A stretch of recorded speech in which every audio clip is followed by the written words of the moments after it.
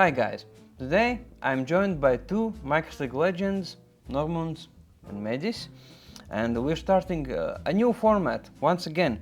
And today's format is something like a late night talk show, minus the funny host and other cool stuff, and we don't have a live band, but we have exclusive MikroTik knowledge, secrets, insider info right from the source. And today's topic is the L.009, the new MikroTik Red Beauty. It's a fantastic product, but yeah, I've seen so many questions on the forums, in YouTube, on Reddit. So today we'll try to address those questions and get to the bottom of the mystery that is the L.009. And right off the bat, the elephant in the room, the number one question: why is there no 5 GHz Wi-Fi? So why? It's actually not such a simple question, because so 5 gigahertz Wi-Fi 6. So what speeds are you expecting guys usually to get? Well, 800, 900 megabits? Yeah, something. So 800, 900 megabits out of the box wireless packets that you need to process. It instantly means that CPU need to be beef enough to process such an amount of data.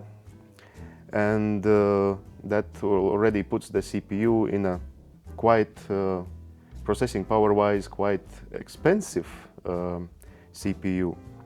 Also, 5 gigahertz are not coming built into CPU. You need to add another chip, and chips are those that actually making the most of the cost of the product. So if you need another separate chip, it increases the cost. So as the video stated, L.009 was supposed low cost to replace 2011 at almost the same price point. So to get to that mark, basically 5 gigahertz, first of all, it would be more expensive. Second of all, you would need much more powerful CPU, which will make the product even more expensive. So, yes. Janis is giving a very pragmatic view of this question.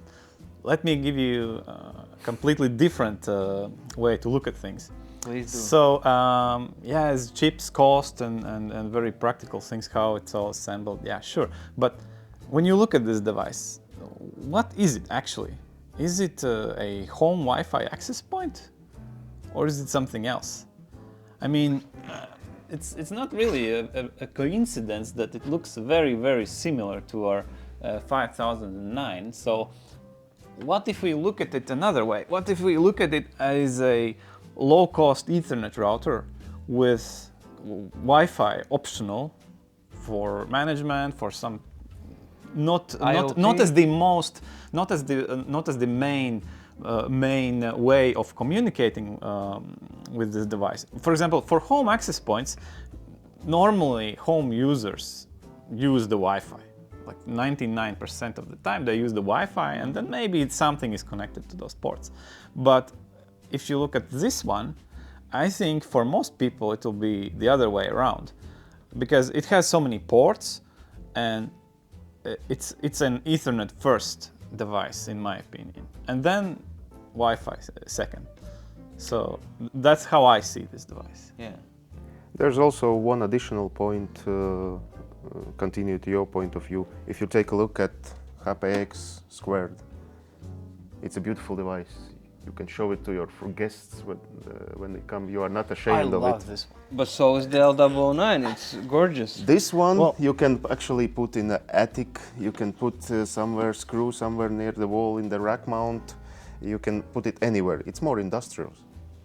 Well, yeah, sure. We actually advertise it as rack mountable, and it beautifully goes together with other devices of the same type or the 5009, and you can combine. Can you, Janis, you know about this more than I do, about potentially mixing and matching in a rack? So one thing that many people don't realize, sorry, maybe you will have a question in the future, but L009 has almost the same switch chip as 5009.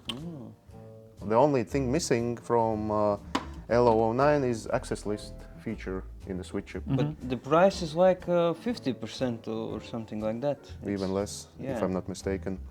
But so switch chip capabilities, so if you want to use it as a, basically mainly as a switch, yeah, it has lots of capabilities and all the features that are necessary for any network. So basically that's one of the things how it's supposed to be used. And yeah, I'll probably ask next question because I will answer them all the questions so in instant. One huge thing about this device, as we already see, is versatility. There's so many use cases, and we just heard another one. Also, I just realized that in my home as well, I have actually a use case for. That's basically my use case. I have a PC tower, only Ethernet, for my main use. Then when the guests come, well, they need Wi-Fi, but I mostly use Wi-Fi to control like the lights in the apartment, because all the gadgets live in the 2.4 gigahertz space. So there's that. But since we started talking about the different use cases, let's talk maybe SFP now. So this device has an SFP cage with 2.5 gigabit support. But some people are confused because for example, we're not selling 2.5 gigabit SFP cages. So can you comment on that? Yeah, 2.5 gigabit SFP cages were actually some kind of transition from 1 to 10. So they existed in between before the 10 was popular, 10 gigabits were popular, and to move on from the 1. So now when 10, 25 are more relevant, 2.4, nobody even talks about it. But in general, all the 10G modules supposed to have support to negotiate in 5 or 2.5 gigabit mode. Of course, as a MikroTik, we tested this device with everything that we offer, and all the 10 gigabit SFP modules, SFP plus modules, if you set manually 2.5 gig, will work in this device, with exception with RE45 10G module that we have. That unfortunately requires 10G connection to the CPU, which L009 doesn't have. So again, so many options. And I just realized another thing. I think Normunds said that, or maybe it was you, that the price is the same, or that we had during the RB 2011 times. But RB 2011 was released in 2012, right? Yes. So there was a delay. We wanted to release it in 2011 because the name, but there was a delay. So.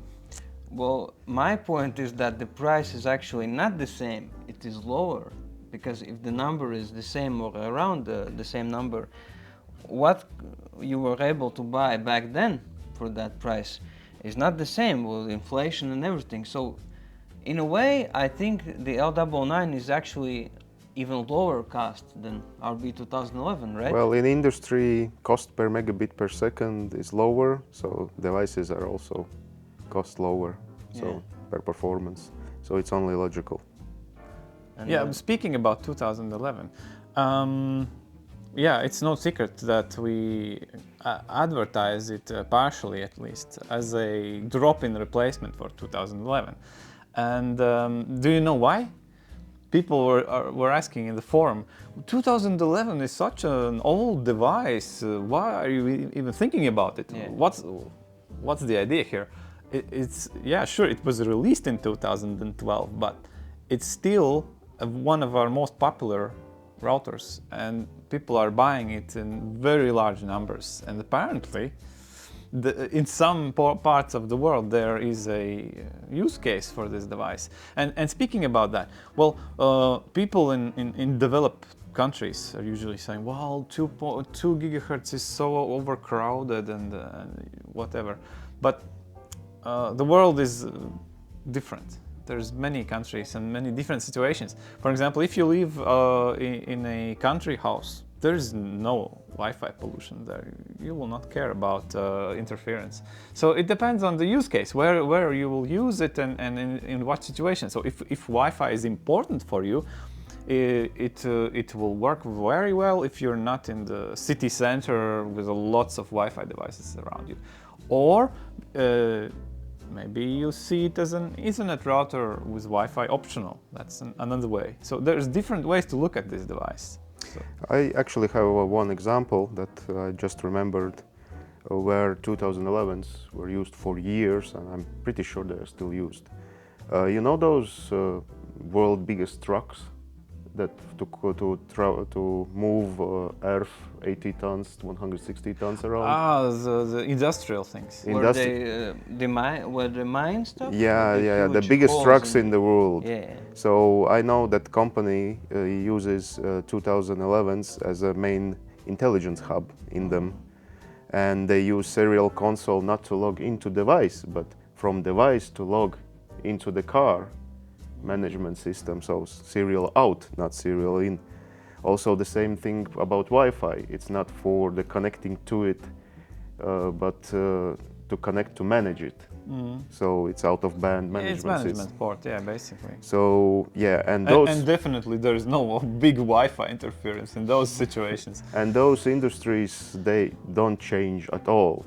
So if they find a product that works, they work with decades and so on. So let's just take a look at the planes.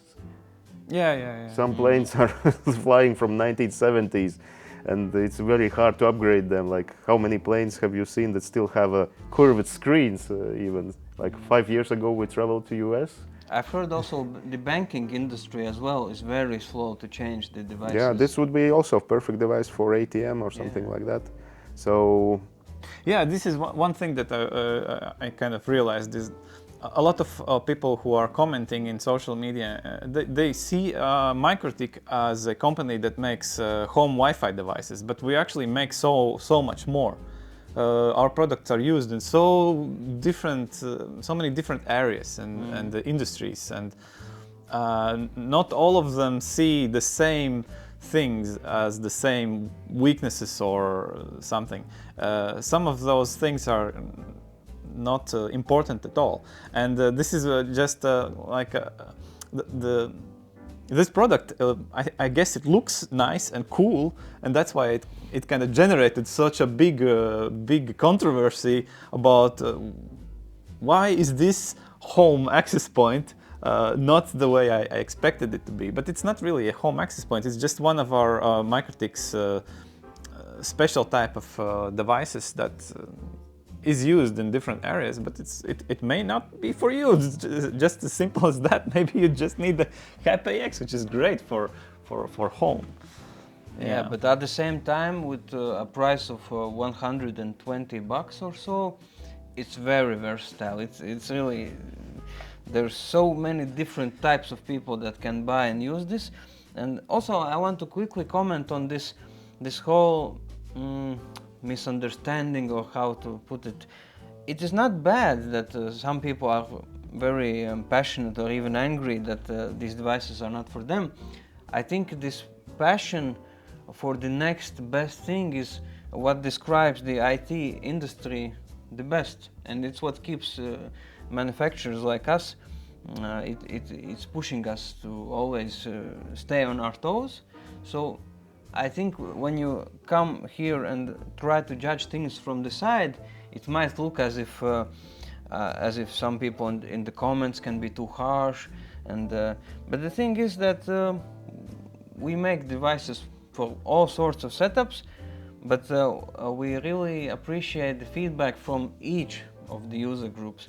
So yeah, even when you are asking us, where is the 5 GHz in the device that is not supposed to have 5 GHz, it's still a valid question, and keep asking, guys. This motivates us to maybe look at these people, and maybe there is a use case for a multi-port rack mountable device with Wi-Fi and I mean, it looks cool. It I does. love the looks, and it's completely different than whole Maxis points. It looks like a bit brutal, like I see it in a modern like condo with these concrete walls. Industrial. Industrial. Yeah, that's the Industrial word. is the word. But let's talk about the differences.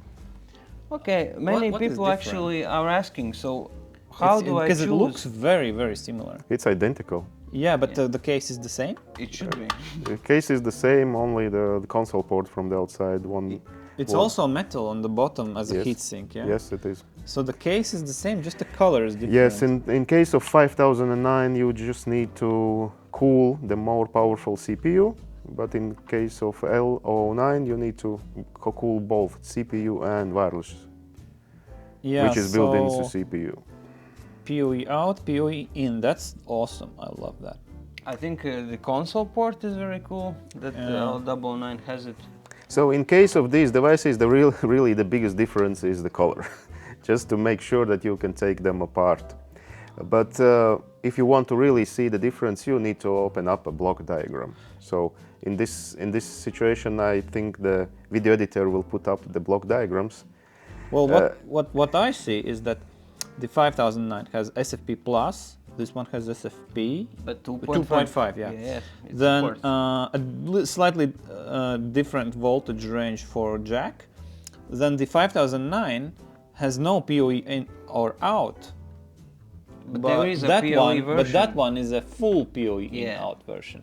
And this one doesn't have, but the L009 has PoE in on the first and PoE out on the last port. But don't use them at the same time. It gets too hot, I think. yeah, I don't know about that. So yeah, I can. Should check the brochure and I the know manual. about that. So Yeah, let's you can use PoE out only when you power it from jack, DC jack. The reason is very simple.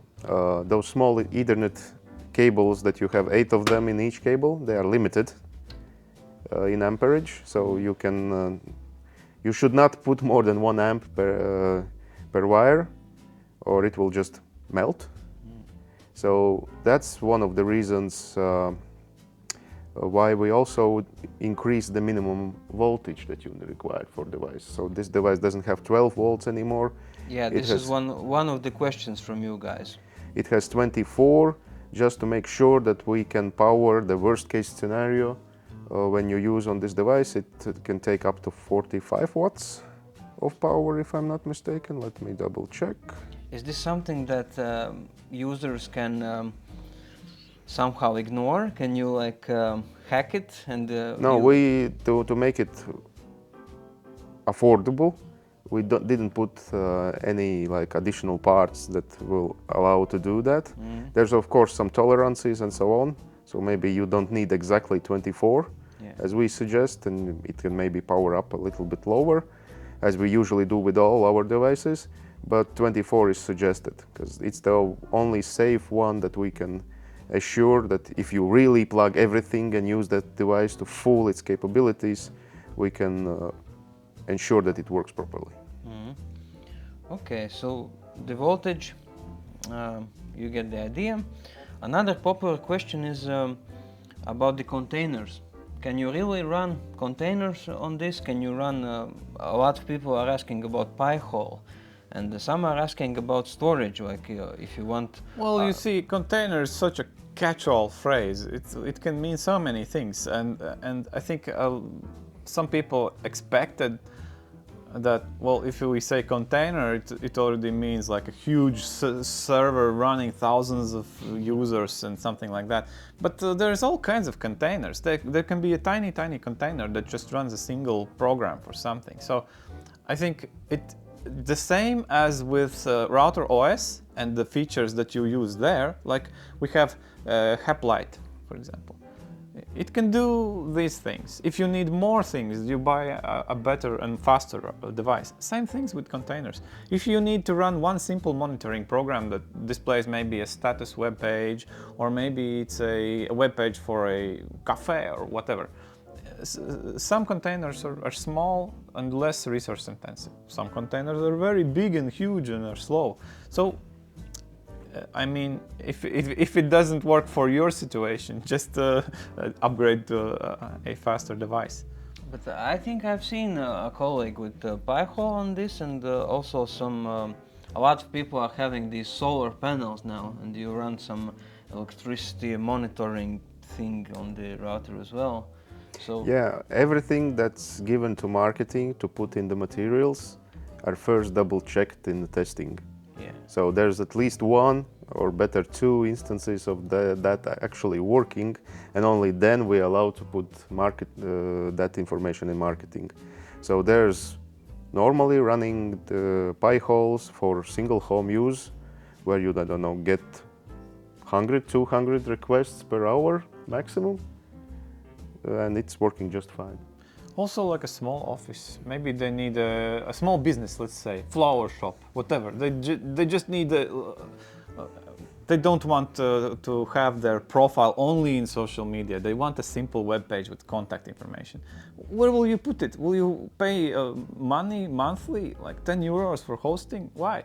If you have a router that's running your flower shop and there's like a single employee. yeah, you can plug in storage in the USB, right? Yeah, sure, and then you can run your single web page, and it will not get a ton of visitors, but you will not need to pay for hosting. It's basically your server, router, Wi-Fi, everything in one for small offices, small businesses, small Yeah, homes, apartments. So again, versatility is the key to this device, to understanding it. So yeah, so many angles to look from, but we have another, maybe a fun question, maybe not so fun for some people, the touch screen. Why couldn't you guys include the touch screen? And for me personally, I would ask the opposite question. Why would you need a touchscreen on the router? Can you Well, tell me? it was 2011 or 10 when we developed that thing, and it looked like touchscreen would be The future. the future. Yeah, the Many future. companies started to put screens on their routers. On everything. And yeah, I mean, on everything, yeah. What did it display even?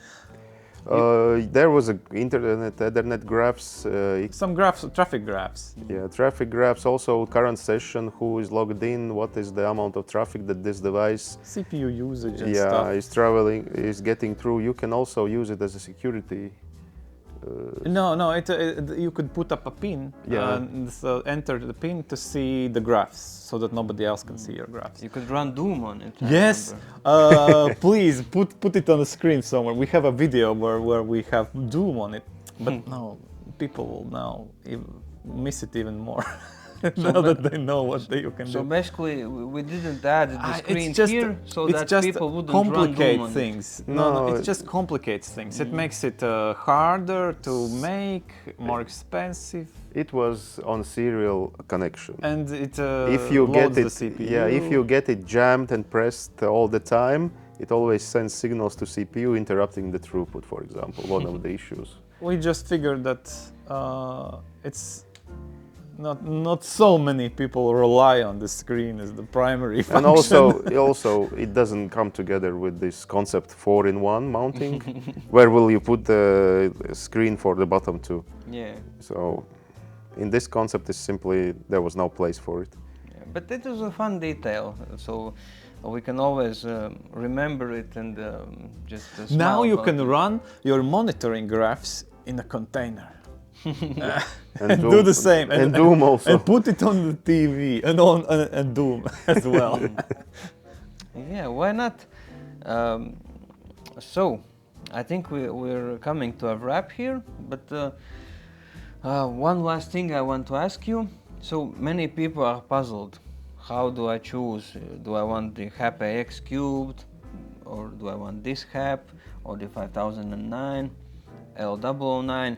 Do you have any like final tips maybe for people? I have the whole concept, but it's very technical, so I probably will get interrupted by Normunds. What? No, please go on. So, as a technical person, I always encourage start with block diagram. So go to the page and take a look at block diagrams. You will see that this device has only 2.5 gig and 1 gig So to get a 3.5 gig connection to the CPU. That's the absolute maximum that you can send to the CPU. 5009 has a 10 gig. So the first question you need to ask, is it sufficient for you to have 2.5 gig connection to the CPU, or you need 10 gig connection to the CPU for some reason? Second thing is performance. And how much configuration do you plan to put it? If you put very light configuration on the device, so default configuration is considered as very light configuration, yeah? This device will be around 5 times faster than this device. So it will be able to put through 5 times more traffic than this device. But as soon as you put a lot more configuration on it, so for example, you want to run some routing protocols in it, some queue systems on it, this will slow down on smaller rate than that one. So it actually has the horsepower. So if you have advanced configuration, this will slow down in less manner than this one. So in bigger configurations, the speed throughput difference can be even 20 times between these two devices. So the question is, what are your requirements? And when you know your requirements in throughput, I'm now even speaking about Ethernet throughput, so not touching wireless at all. So what will be your configuration and what are your speed requirements? What are you plugging in, basically? Basically, are those computers, or are those IoT devices which use like kilobits? Yeah. Do you have a 100 megabit connection to the house? 10 megabit sure, connection? the ISP speed is one thing. Yeah. And then another thing is, what are those devices that they're putting in there? Maybe those are printers or something. I've heard It actually depends. this very basic tip from some project managers that in so many cases you think that you know what you're trying to do, what you need and what you want, but once you start putting it on paper, instead of just keeping in your head, you see that there are so many things that you haven't even considered. So maybe creating like a real technical description, like when you planning start is important. yeah, even if you're doing this like for your small business or for your home, still using these practices of professional project management can be helpful. My personal example, I wanted a app like that, but then it turned out I have too many of these IoT devices, and it was just one more than the number of ports. Well, What did you choose in the end? I have a 4011. Oh. So another thing that we might explore in the future, but for now, just remember block diagrams, consider what you need, planning, and remember that this is a direct upgrade to RB 2011. So once again, I want to add that don't expect a horse to fly like a unicorn. They're built for different things, and you need to Maybe it consider works for you. Yeah, and maybe the horse gets an update in the future as well. So, But anyway, I love the color and I love the design. It's an awesome device. it's actually Because you originally chose 2011 color. really. I have email about it. Yeah, could be. It's so funny how it's always Normunds when there's something like, for example, the old logo. When something is crazy, or Just when something is, when someone is asking, oh, how did this start? Oh, Normunds made it in his like free time. Now, I want to compliment our email guys that managed to keep all the emails intact from the very beginnings of when we started to work. That's Yeah, almost 20 years. I have emails from 2000. So it's constant source of information and fun now, just searching keywords about. I hope they have good backups. They have, yeah. So, for example, I found out email where we were choosing how to call first ever SFP, and it was on 2011. What is the naming in the router OS?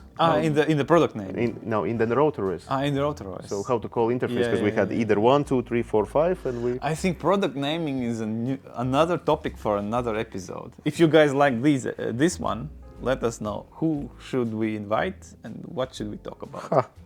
Who else you will invite? Yeah, but well, me? about product naming, Janis is already the guest number one, but maybe there's other topics that But you would like to when this device see. was unreleased, people found the product code somewhere and they were speculating like, what could L mean? Maybe light. Then the double. What does it mean? Does somebody fast. know? Yes, I know. Latvia. Well, But we'll share should we let people keep guessing or? Or should we film in the next episode? What's funny, they speculated then that the zeros in the product name means that it has 0 Ethernet ports. So, We yeah. might have a device like that. Spoilers. And in that bombshell, Okay, we should leave some things for the next episode. We should leave, and also I will just drop this on you.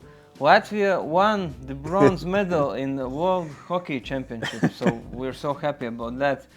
So it's very hard to keep sitting in these chairs because we are filled with emotions and we want to go and shout on the streets, and that's what we're going to do now in our break, not during office hours.